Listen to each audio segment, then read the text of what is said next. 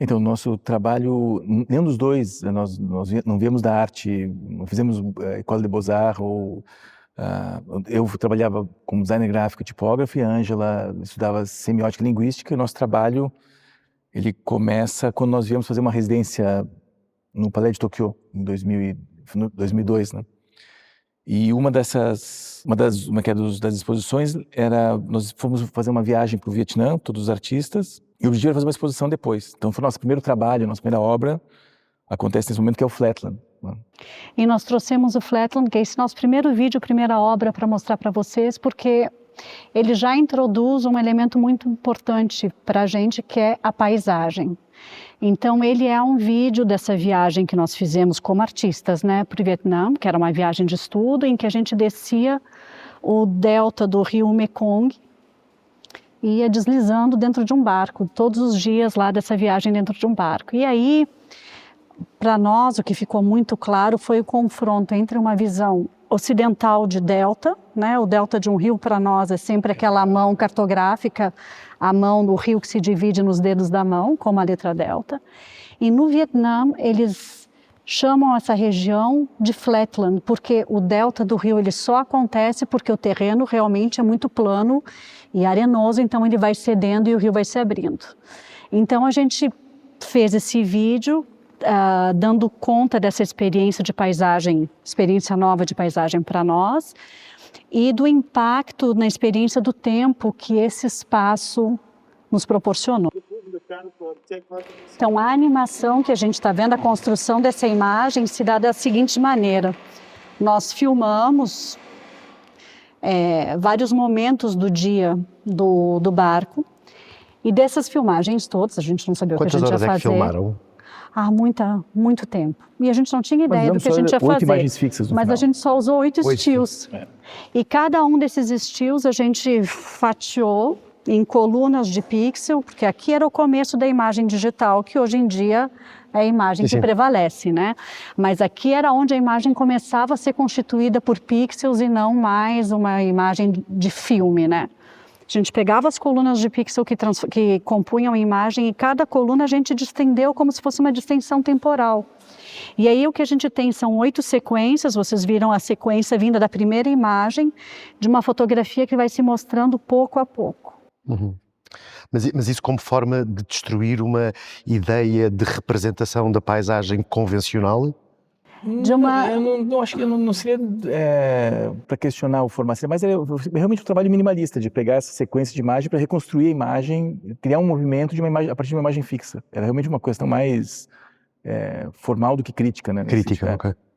Mas eu acho que também introduzindo esse outro elemento que atravessa o nosso trabalho, que é essa discrepância entre uma percepção do tempo, que é uma percepção entre a percepção do tempo e o tempo cronológico. Sim. A gente trabalha muito entre desencontro, não é? Nesse desencontro. A imagem fixa, a imagem em movimento, né? Esse paradoxo. Então nós temos a ideia, a impressão de que é uma imagem em movimento, mas o movimento é criado por uma imagem fixa. E foi com esse trabalho que nós ganhamos o prêmio Não Juno Pike em 2004. Mas na verdade é interessante vocês estarem a dizer essa relação que estabelecem entre o movimento e a imagem fixa, porque na verdade a imagem em movimento só acontece devido a um erro, a uma incompetência nossa em ler as imagens que os nossos olhos veem, não é? Se o nosso cérebro fosse capaz de ver os 24 frames por segundo, não havia imagem em movimento, só havia uma sucessão de imagens estáticas. Isto passou-vos pela cabeça? Sim, a gênese do trabalho foi essa. Nós filmamos várias imagens, né, em movimento, e acabamos selecionando só as imagens fixas para depois colocá-las de novo em movimento. Esse The Waves é um vídeo que nós fizemos a partir do livro da Virginia Woolf, The Waves. Bom, primeiro a gente teve a ideia da animação, depois a gente foi pensar que livro que seria o livro que poderia casar com o que a gente queria expressar, né, com o que a gente queria construir. E o que a gente fez foi escrever uma frase, What if suddenly nothing else moves? Que não está no livro. Que não está no livro. E aí a gente foi e procurou todos os what, todos os if, todos os suddenly, e sobrepôs todas as páginas. Fixa, quando não tem movimento, a letra some, né? Só você pode ler ela quando está em movimento.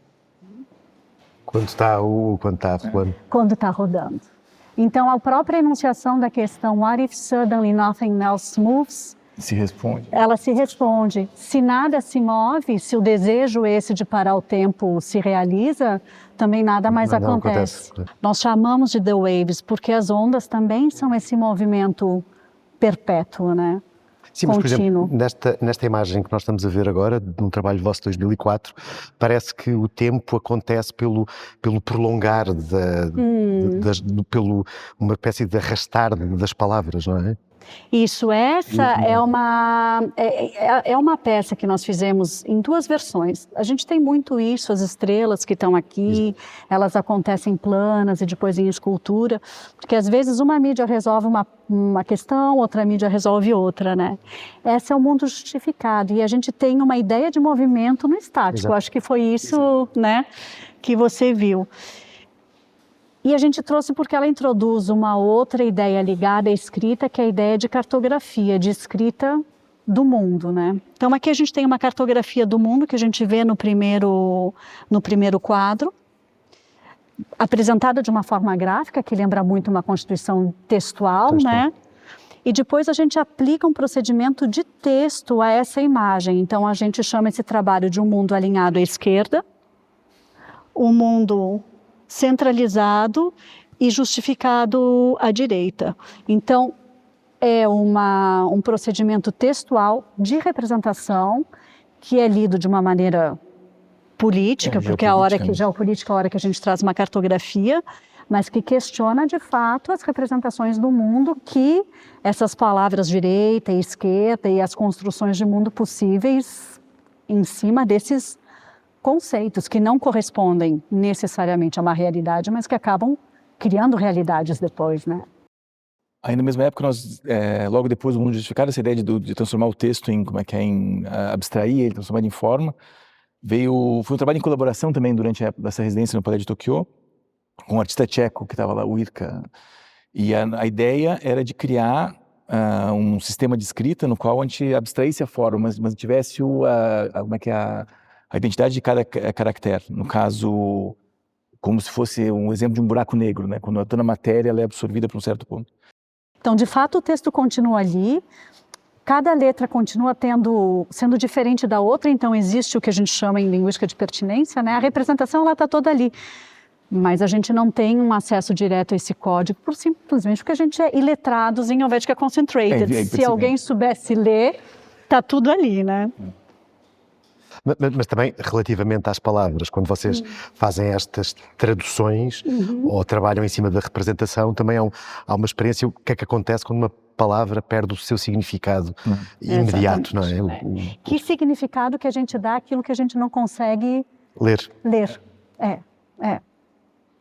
Mas e ainda assim, a Helvetica ainda era um trabalho que funcionava dentro desse sistema gráfico, né, do design. Então, nós lançamos esse desafio também, de tentar tirar fora do sistema textual e levar para o espaço tridimensional. E nossa primeira tentativa de escultura tipográfica foi a pilha, na qual nós atribuímos um objeto que corresponderia à letra A, 2 à letra B, assim por diante. E a primeira pilha que nós temos, isso é uma exposição na Galeria Vermelho, nós criamos antes de mais nada, com tijolos que ficavam na entrada da galeria. E a ideia era que fosse um trabalho que pudesse ser quase camuflado, né, na realidade, que pudesse ser simplesmente uma organização. Por isso que ele estava do lado de fora, na entrada, como se fosse um material de construção que tivesse deixado lá. E que entra na ideia de representação, que é quase uma rebelião do mundo, dizendo, bom, vocês me leem, mas assim, eu é que vou falar. Eu me organizo e eu digo o que eu quero dizer. É uma espécie de delírio semiótico. Eu não sei se conseguiram ler a folha de sala, mas há no texto que a Ângela e o Rafael escreveram, o último parágrafo começa com uma frase muito bonita e interessante. Somos capazes de ler o mundo, eu vou-vos citar, desculpem, somos capazes de ler o mundo é porque o mundo pode ser lido, não é?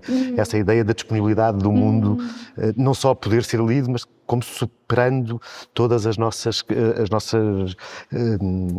nosso poder representativo, que é sempre impotente relativamente àquilo que o mundo tem para ser visto. Mas agora, à medida que foram avançando, e parece que há uma ideia de tradução que se sobrepõe à ideia de representação.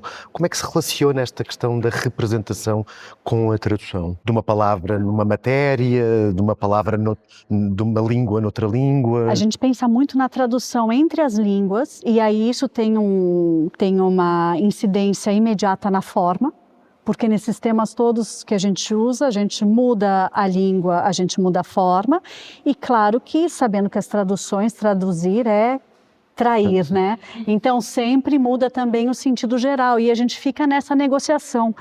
Eu acho que o que é interessante pensar em termos de representação, a tradução em termos de representação, é de fato, a tradução ela é uma lembrança de que a representação, não que ela seja imperfeita, mas ela é sempre mutável. A gente sempre vai ter uma outra representação possível, a gente sempre vai ter uma outra ideia a ser construída, e a tradução, talvez ela seja uma lembrança disso, de que várias possibilidades são possíveis e a gente sempre vai ajustando conforme as ideias vão evoluindo, né? Mas a gente adora traduzir e acha que, assim, para a gente traduz de imagem para som, a gente vai traduzindo entre as mídias. Essa ideia de uma tradução em sentido mais amplo e não enquanto a operação de passar de uma língua para outra, não é?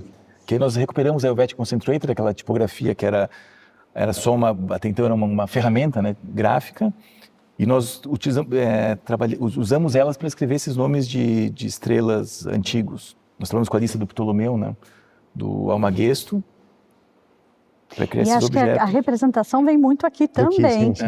Eu acho que é uma ótima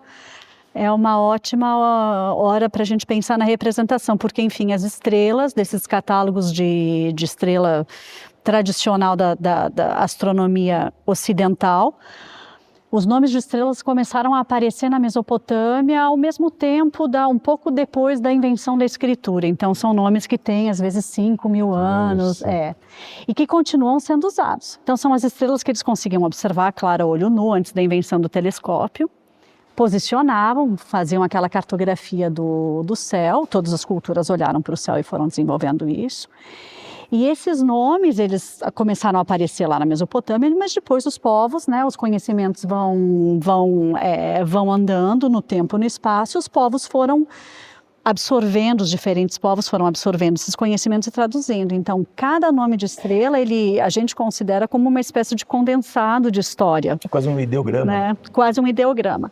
E como representação, porque quando a gente olha as estrelas, elas têm muito pouca diferença no céu. Elas têm a posição delas, elas têm mais ou menos brilho, mas tem cor um pouquinho diferente, umas mais azuis e tal, mas não é tanta variação. A gente já entendeu que essas estrelas, a gente conseguiria construir uma imagem mais própria a cada estrela a partir do nome que ela carregava. E por isso que a gente construiu essas imagens de estrela a partir dos nomes delas. Então, usando essa lista muito antiga, né, daqueles nomes que vêm de uma certa maneira da mesma luz que aquelas estrelas estão mandando para nós, que vem de um passado e que a gente vai ver aqui, a gente trabalha com a representação quase com mais existência, ou mais materialidade, ou trazendo mais conhecimento daquele objeto do que a observação, né? Quase a representação carrega mais do que a própria observação deles. O que eu acho muito interessante nesta nomeação e nestes vossos trabalhos de nomeação das estrelas é que, de facto, o nome é uma forma de uma coisa que já não existe, não é? Nós sabemos que as estrelas que nós conseguimos observar pelo nosso olho ou pelo telescópio é passado. Olhamos para o passado. É uma maneira dessas estrelas manterem-se vivas, não é?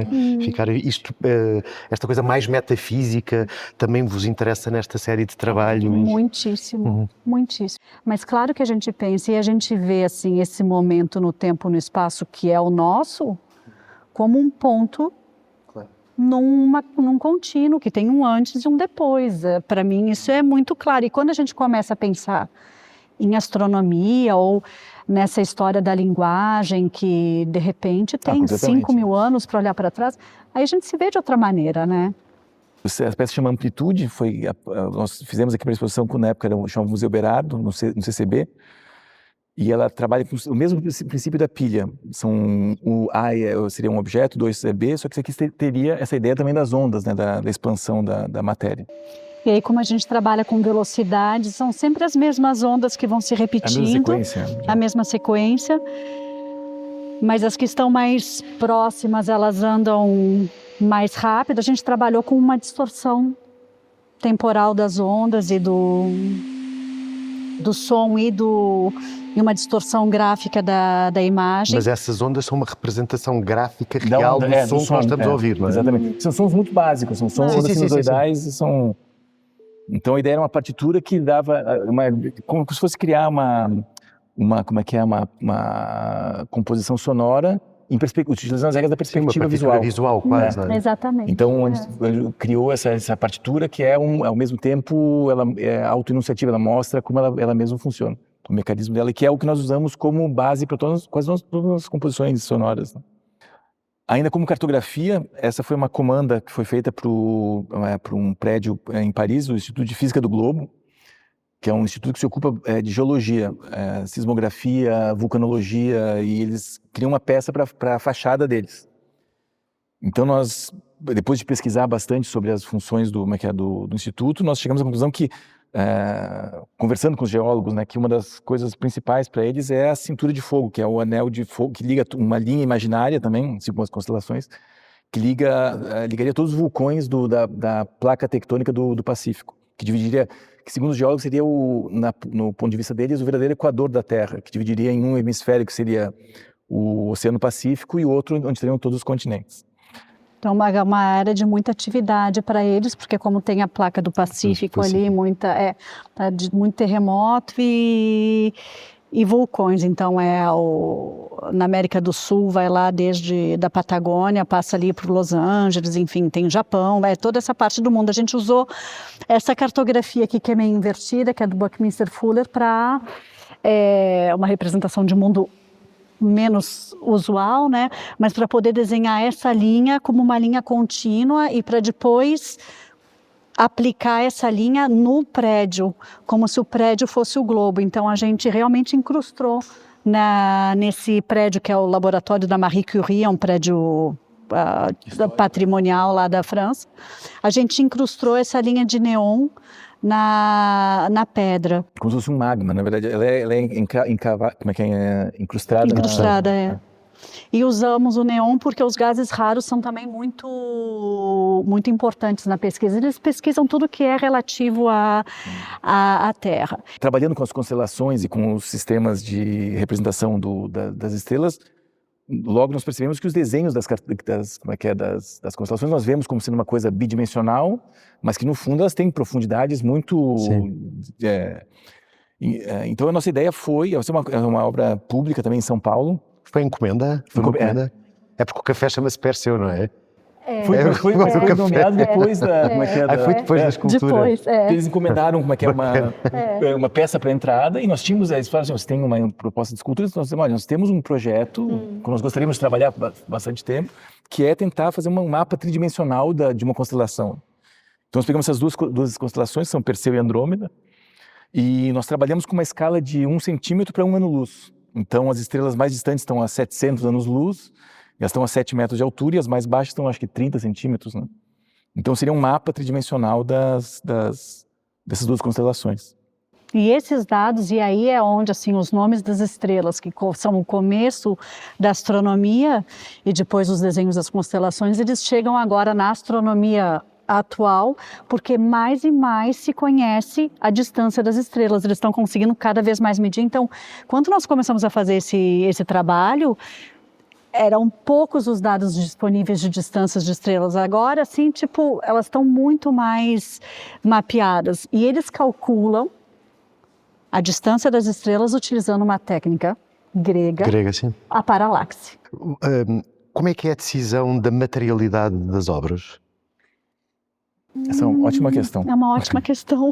Porque apesar de tudo, não há arte se não houver forma, se não houver matéria, e vocês têm estado a descrever muito os vossos processos de construção mental das obras, depois como é que elas ganham este corpo de pintura, corpo instalação, corpo... Vem do conceito mesmo, né? O conceito que se manifesta naquela forma. A gente tem esse jeito meio ao contrário, eu acho, de pensar. Porque como a gente trabalha com diferentes mídias, é realmente a ideia que vai buscar a forma para se expressar, digamos assim. No nosso caso, quando a gente já falou de trabalhar o inverso, muitas vezes o nosso trabalho começa pelo título e depois a gente vai tentar Mas, por ver exemplo, como... quando pensamos ali naquela obra Cosmos, não é? Como é que plantas, flores brancas surgem para construir a palavra cosmos?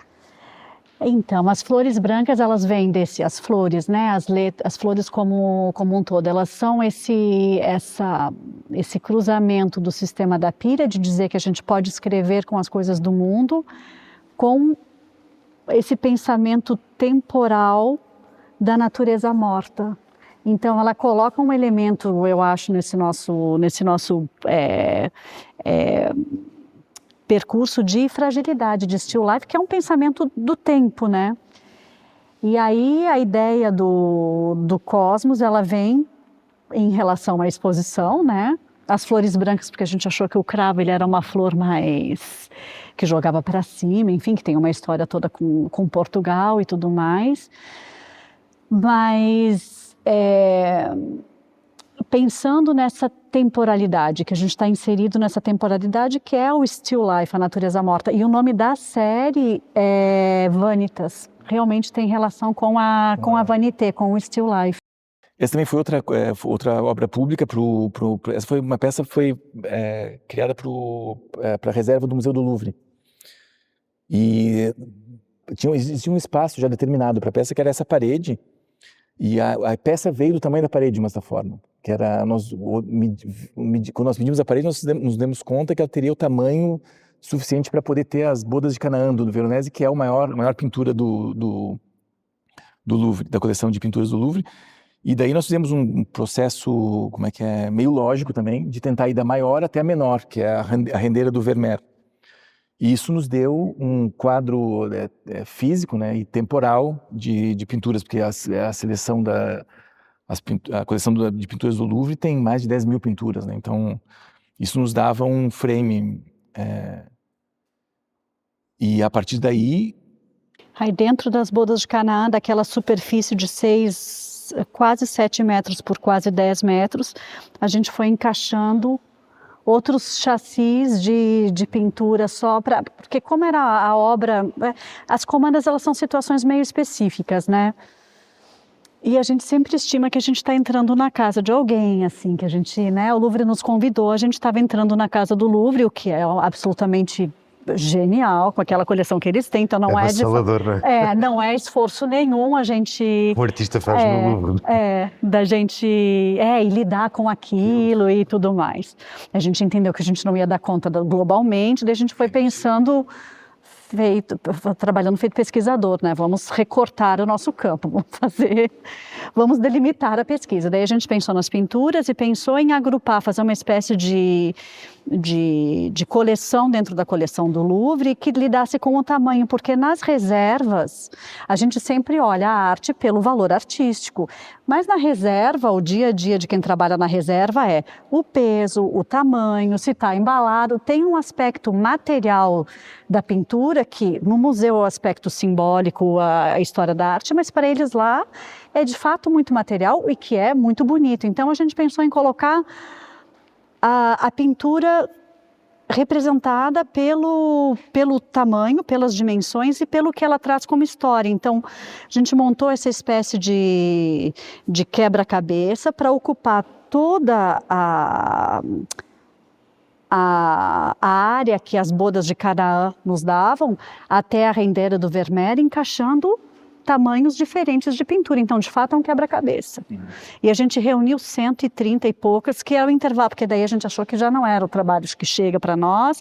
Aí a gente pensou, bom, então a gente vai colocar que sejam daquele período histórico. E depois a gente ficou procurando essas pinturas dentro da coleção. E tem também a data, o título, né, o autor, o título e a data gravados em cada... Então, todas as informações que estão ao redor da pintura, mas não a pintura em si, né?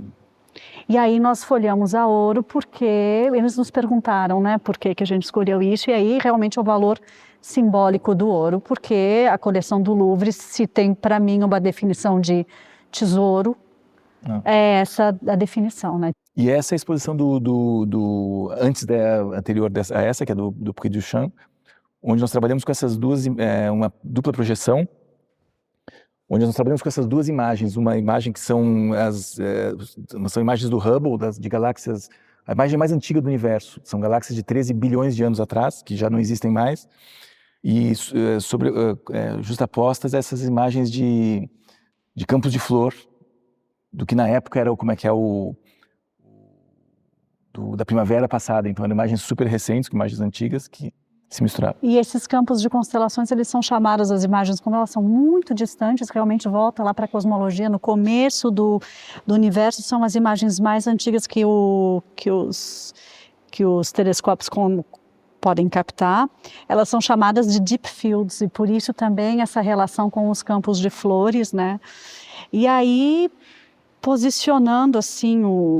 nos posicionando como corpo na instalação ali do Bobur, entre essa viagem, que é uma viagem de luz, daquela luz muito distante que vem do passado, porque a gente olha para trás, e que nos atravessa e que faz parte das flores, e que essas flores vão passar. Então, realmente, esse trabalho, Flowering of Light, por isso que a gente chamou, para mim é uma vontade de nos inserir dentro desse ciclo, de fato, de energia e de matéria, e a gente está ali no meio dessa passagem de um lado para o outro, que vai da cosmologia até uma temporalidade efêmera e banal e cíclica, mas absolutamente maravilhosa, que é a do campo de flor. Então, os Mares da Lua, para nós, assim, ele nasceu dessa cartografia lunar, dessa nomenclatura dos lugares da Lua, que para nós é absolutamente poética, porque as zonas da Lua, elas são nomeadas o Mar da Tranquilidade, o Mar da Serenidade, o Mar das Nuvens, o Mar... Como se houvesse mar na Lua, né? Como se houvessem mares da Lua, porque antigamente, né, os astrônomos, quando eles observavam as manchas escuras na superfície da Lua, eles emitiram a hipótese de que aquelas manchas escuras poderiam ser corpos de água, mares. E aí eles fizeram toda essa cartografia, que depois Galileu, quando olhou lá pela primeira vez, viu que não existia água, mas a toponímia ficou e ainda ela é utilizada, a cartografia lunar ainda é utilizada. E esses nomes muito poéticos, aí a gente pensou, a gente tem que ativar poeticamente esses nomes, né? E aí que sai essa composição em cima de uma superfície que é uma superfície mineral como a Lua, né? Então aqui nessa animação não é uma peça, né? Mas ela mostra como a gente constrói essas pinturas. A gente pega essas páginas de texto do livro do Giordano Bruno, que é do Infinito, Universo e Mundos, e a gente apaga todas as outras letras, só guarda as letras para escrever a palavra infinito, como várias constelações de infinito. E coloca elas em branco sobre o fundo preto para fazer realmente um céu de estrela. O Giordano Bruno, quando ele escreveu esse livro no século XVI, ele propôs a ideia de que o universo poderia ser infinito, que até então ninguém tinha escrito isso, e ele acabou sendo julgado por heresia e queimado, morto na Inquisição. Mas essa ideia, que foi uma ideia, claro, muito importante para a cosmologia, mas também é uma ideia que é uma quebra de paradigma de como o homem se posiciona de novo no mundo, porque o mundo que o homem vivia até então era um mundo fechado, e aí o Bruno nos colocou num mundo infinito, né?